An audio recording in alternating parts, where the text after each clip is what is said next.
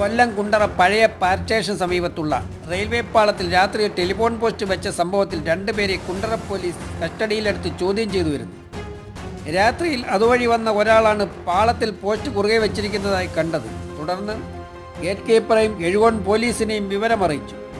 Ezhukone police സ്ഥലത്തെത്തി post നീക്കം ചെയ്ത് പോയതിനു ശേഷം പാലരുവി ട്രെയിൻ വരുന്നതിന് മുന്നേ വീണ്ടും പോസ്റ്റ് കുറുകെ വെച്ചു. വീണ്ടും കുണ്ടറ പോലീസ് സ്ഥലത്തെത്തി അന്വേഷണം ആരംഭിച്ചു.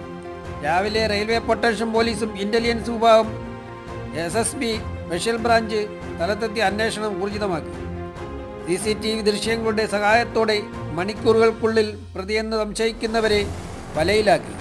പ്രതികൾ ക്രിമിനൽ പശ്ചാത്തലമുള്ളവരാണ്.